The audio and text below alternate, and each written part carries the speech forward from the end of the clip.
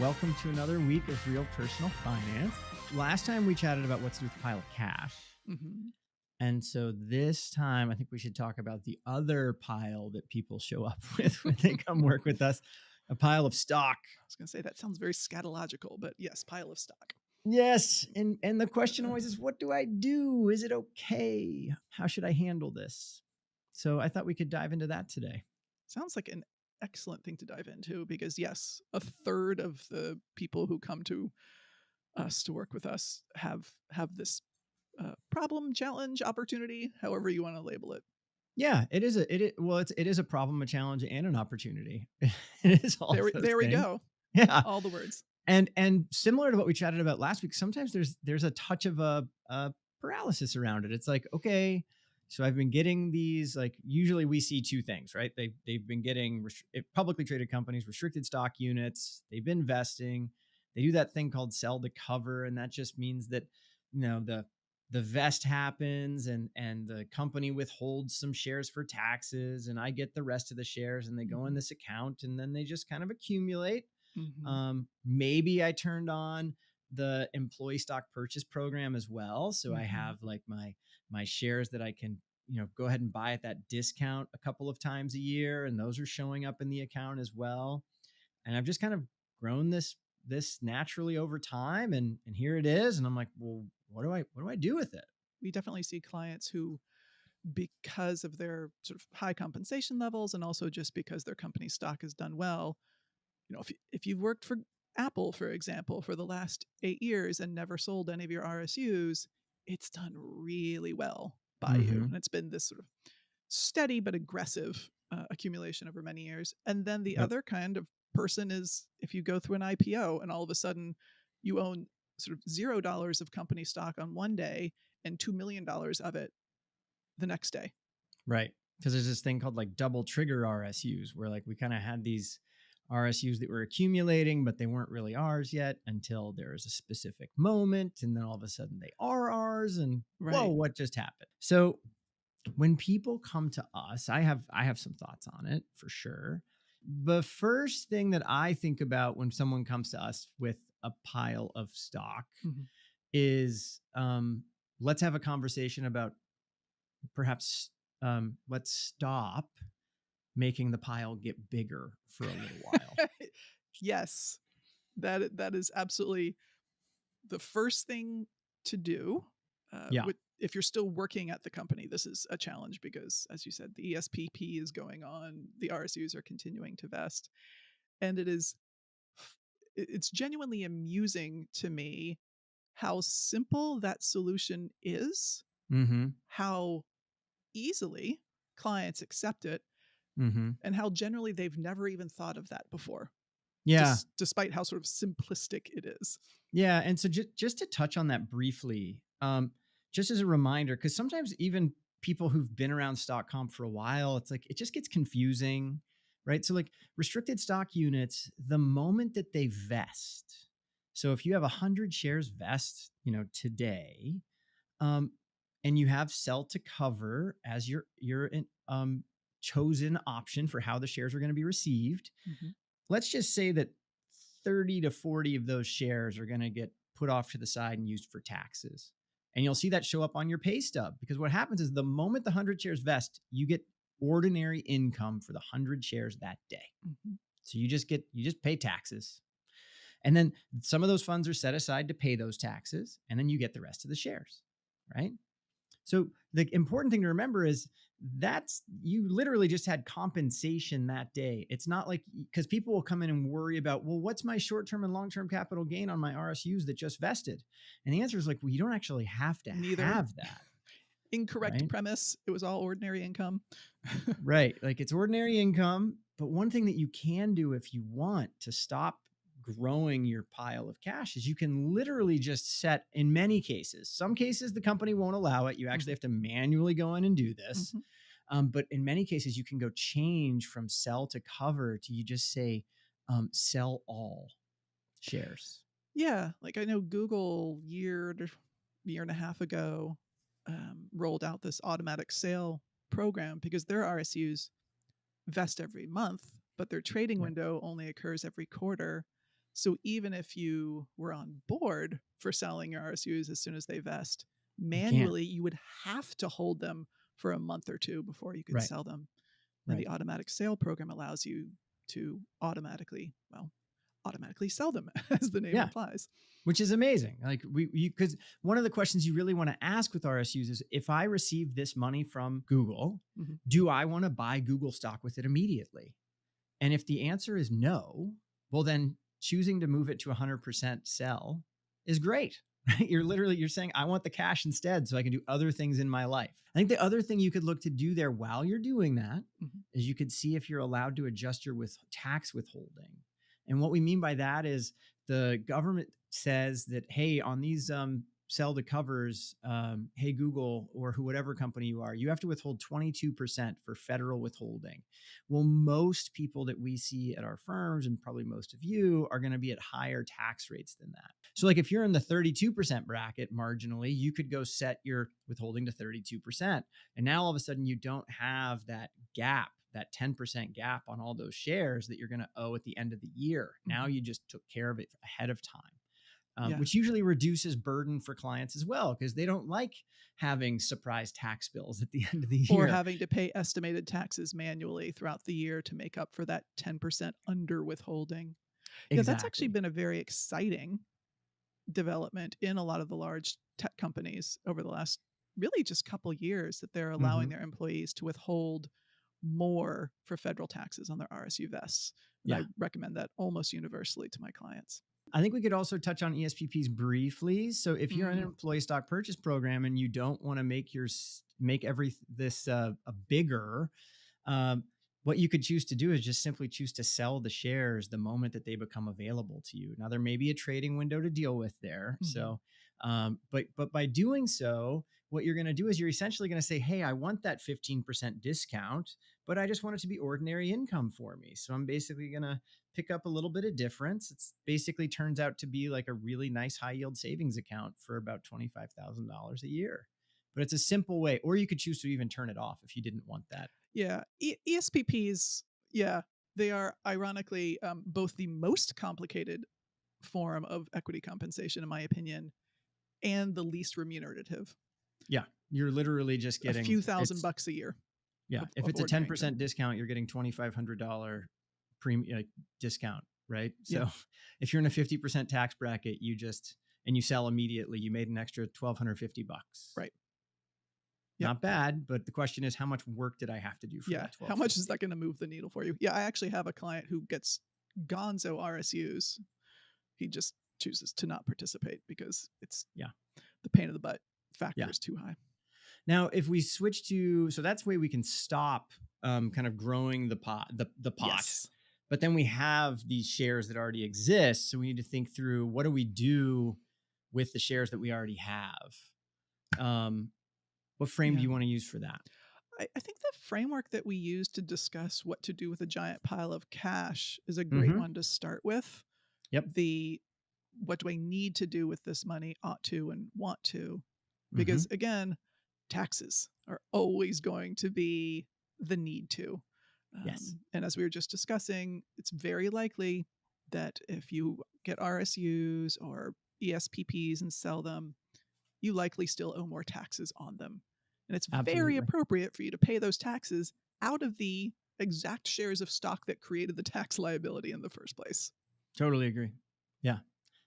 We look to do that with clients all the time. And then there was the ought to that we discussed, and that's about, do you have an adequate or even ample emergency fund? Do you have any high interest debt that you should pay off? And then we get to the fun to, and that's the motivating things. Like, if I sold this stock, what could I do with the money after I take care of all the needs and oughts?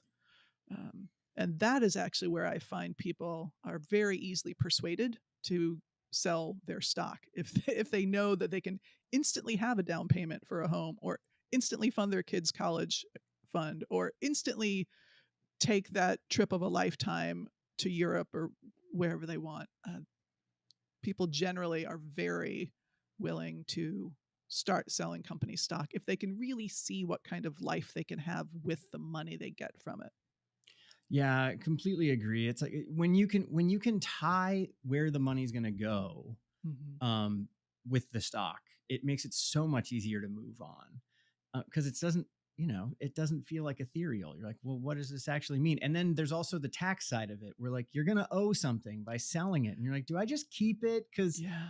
I just want to keep it because then I don't have to pay anything. And it's done so well for me this far. And, what if I sell it and it continues to go up? And oh my God, I'll feel bad. And And for that purpose, I think we could briefly touch on like two things. One, concentration. So, like, how much concentration do we feel is maybe appropriate? And of Mhm, course, this is at the client's discretion. So, we're going to have recommendations. mhm, But then, two, the other thing is there's this one of the things I always want to chat with clients about is, well, how often are you getting refreshes on restricted stock? Because if you're always getting restricted stock refreshes each year, you really have two components of stock. You have the stock on your balance sheet, mhm. and then you have this unvested portion that's sitting off the balance sheet, right? Right. Not But actually yours, Seb. it's not yours yet, but it will be yours on probably a quarterly basis, Mhm. and it's going up and down in value just as the stock is. So you're still participating.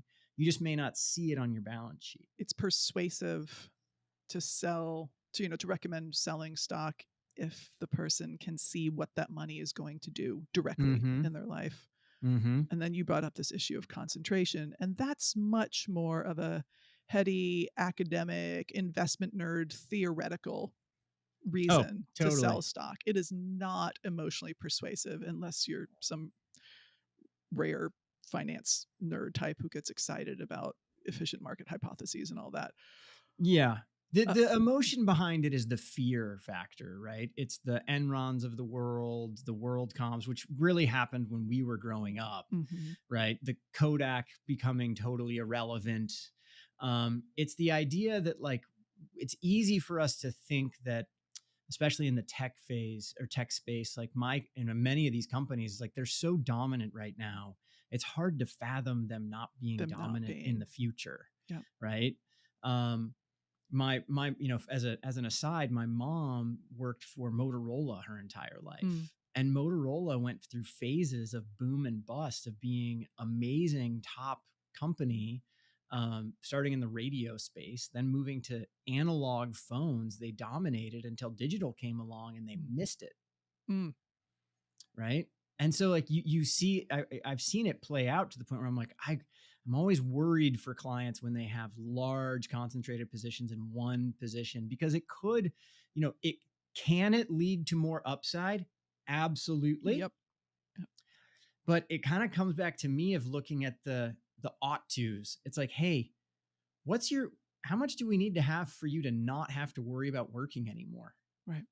Let's build a portfolio that we know is designed to be nothing's ironclad, but far more resilient than owning one position so that you don't have to worry. Right. Right. And that And gets, then we can sorry. still have fun with the other concentration. Yeah, I think that gets at the idea of concentration builds wealth. I mean, you and Mm-hmm. I both know this in our own businesses where, we concentrate a lot of our assets in our businesses and grow wealth that way. And clients 100%. build wealth by holding a lot of their company stock. Diversification protects and grows just in a sort of a more stable, less volatile way, the wealth that you've gotten by holding on to 90% of your net worth is in your Airbnb stock or what have Right. you. Um, Way more like watching grass grow or paint dry yes, it still than, grows. than being Uh, exciting. yeah, Yeah. but as we were talking about this isn't persuasive. This idea of concentration is a risk in your portfolio. We need to reduce it to reduce the risk in your portfolio. And best practices suggest that no more than 5% of your investment portfolio should be in any one asset. This is most likely to get you to your investment goals years down the road. I mean, blah blah blah. Right. That's, even if people understand it, it's Yeah. You're not. like, whatever, dude. Yeah, I, it's not emotionally persuasive. No, I think that the persuasion there, if it does exist there, is tying it back to the fact that it's about securing, it's about having more security and more, um, what's the proper word? More clarity on the outcome than not, right? That's Yep. probably it. It's fun. It's choosing to say that it's funding a goal for their life rather than talking about diversification. I Yeah. agree. Talking about diversification and concentration is boring. Yeah. And I think like 5 to 10% totally makes sense. And if people understand that, like, if this goes to zero, my question is always like, if this goes to zero, is it going to affect your life? Right. So that's brings up a couple of ideas for me. One is, look, you've got this giant pile of stock. You don't have any particular needs for it right now. Right. Right? You've got, kids' college is funded. You can pay for your travel desires out of your ongoing, salary. You've already bought your house. Like, life's good. You don't need a giant pile of infused money to do something you've been missing out on. That really means that you can take more risk by holding on to more of this company stock, Mm-hmm. right? Mm-hmm. If we make sure that maybe we take some out to, as you say, sort of secure this goal of long-term financial independence. Mm-hmm. If you've got a lot of wealth already, I mean, relative to your situation, then at least in my practice, when I'm working with a client, I'm going to be less insistent on, no, seriously, you have to sell. It is dangerous to stay in this concentration. You have the money to gamble, basically, is what I'm saying, because Yeah. the rest of your financial life is so robust. And I think that comes down to the speed with which you kind of have, you're like, whoa, hold on. like you're behind, you need to catch up. This money can help you catch up. Let's be really prudent right now, and let's go fill these goals to make sure that Mhm. you're okay if they're there. To the point that you're saying, is someone's essentially on the other side of that, where it's like life's rosy. Mhm. This, it's your choice how much you want to gamble, and gamble away.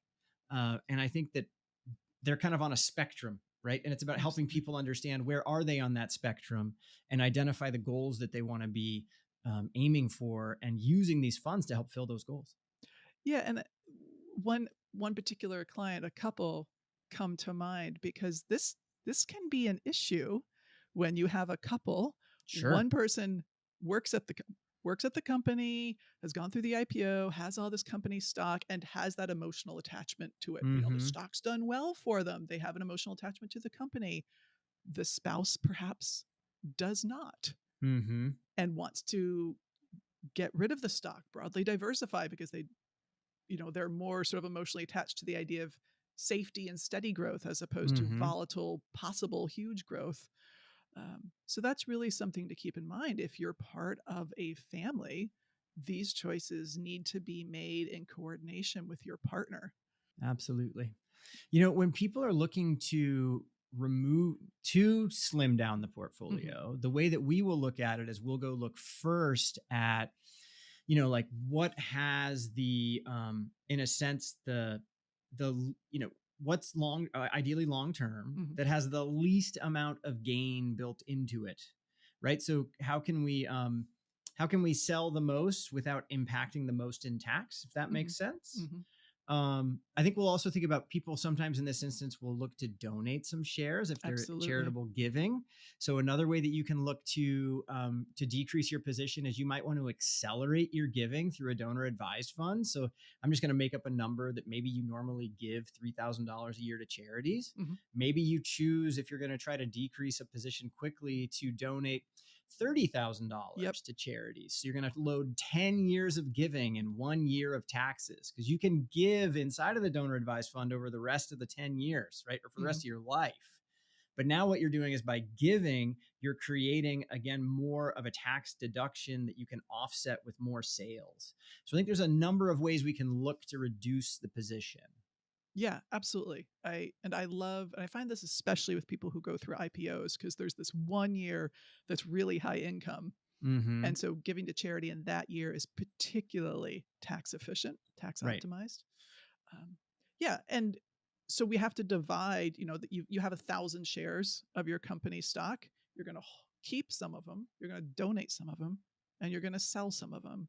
And then we have Mm-hmm. to figure out. And this is really where we come in with our clients with the actual targeted advice of sell these shares hold these shares and donate these shares because that's going to be the most tax optimized way of doing it. Up until this point in the conversation with the client, we're sort of guiding the conversation, but the client's actually the one making the decisions because they're the ones who understand best what their values and goals and ideal life are.